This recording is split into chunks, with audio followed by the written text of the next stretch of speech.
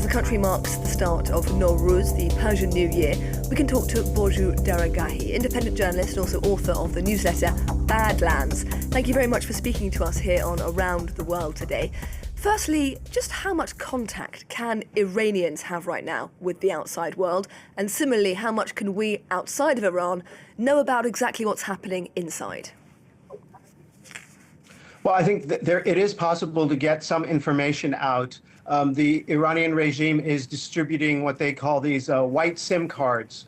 That is SIM cards that bypass the restrictions on the internet to regime loyalists, also people who are willing to pay a significant amount of money. Now, these SIM cards are also heavily monitored, so you have to be careful what you say and what you distribute through those.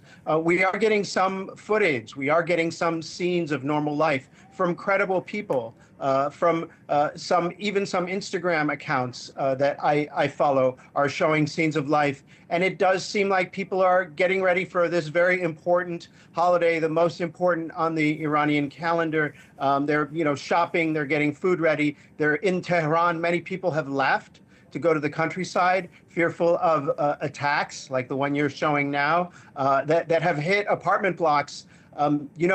The U.S. and the Israelis, they boast about the precision strikes, and the strikes are precise. But oftentimes what happens is you'll have a regime figure living in an apartment building with 10 or 20 units, and the Israelis will hit that whole apartment building, essentially killing or hurting everyone inside. And so that is having a devastating effect and creating a lot of fear and depression. And so a lot of people are not being in the festive spirit as they normally would be.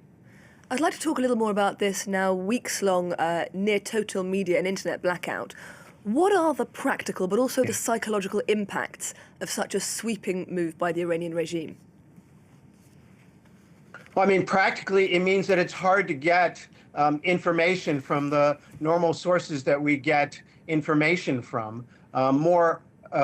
Psychologically, I think it makes people feel isolated. It makes people who are living inside the country unable to get in touch with each other even. Usually how people get in touch with each other in Iran is through apps like WhatsApp or Telegram or Instagram messaging. And because those apps are not widely available, it's hard for people to communicate with each other. I think people can use landlines, but as is the case around the world, people have stopped using landline so much in Iran. And also there's a fear that those calls are listened in on and recorded. And so there's a lot of fear there. And what about then resentment? How do people feel about the fact this internet blackout seems to be never ending? I think there is a lot of resentment. I think people are angry, but they're kind of used to it. They just had this experience in January with the total blackout during the protests. That went on for a couple of weeks. But I think it makes people more depressed than anything. They don't feel like there's anything they can do about it.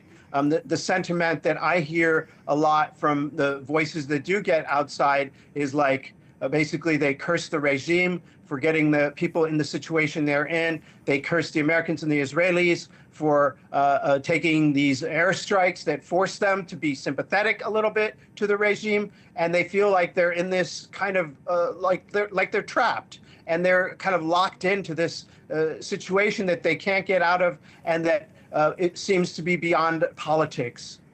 Now, you say that people in Iran feel trapped between these two sides, the regime on one side and Israel and the US on the other. We have heard various attempts by US President Donald Trump, also the Israeli Prime Minister Netanyahu, to frame this as a chance for the Iranian people to take control of their own country.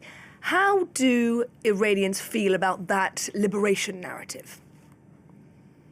Well, I think there's a lot of different opinions on that. There are many people who would agree with the Trump Netanyahu narrative, that they feel that this is a chance for them to do something. Those people tend to not be, in general, people who have access to weaponry or organization that would be necessary for the kind of uprising that Netanyahu and Trump fantasize about. On the other hand, there's a good portion of the country, and I've met with these people. I've talked with them. They're very hardcore pro-regime. They tend to be concentrated in the poorer sections of the cities and in the countryside, but they are hardcore, and they do have access to weapons and organization. And those are the people who right now do have the tools of communication. So it's quite a lopsided battle. And then there's a lot of people in the middle who are just trying to survive.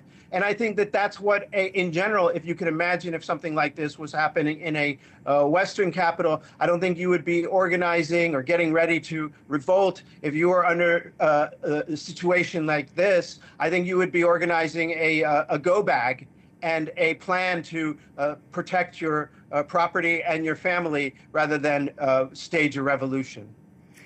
Now, we know that already by January, when we saw those mass protests across Iran that were crushed by the regime, we saw that people were experiencing very difficult times economically speaking. Do we have any idea about how this conflict is impacting the spending power of normal Iranians? I think it's tough. It's a very hard situation. They were already in a very hard situation before this came about. Iranians were struggling before financially. There was a massive currency devaluation that hurt everyone's savings. Everyone who hadn't gotten their money into gold or dollars before this devaluation was hurt extremely hard. And in addition to that, people who are on salaries are basically, their money is worthless because, and every time there's a devaluation, there's a bit of a salary increase, but it's never enough to make up for the loss. And so, yeah, there's a real struggle and people are just getting by and sometimes they're not getting by. And it's always been like this. It's been like this for years and years now, since the maximum pressure campaign, since the exacerbation of the Iranian regime's mismanagement of the economy. There's been struggles among people and a struggle to live and survive. Nowrouz Daragahi, independent journalist, also author of the newsletter Badlands. Thank you very much for sharing your insights with us here at France 24 today.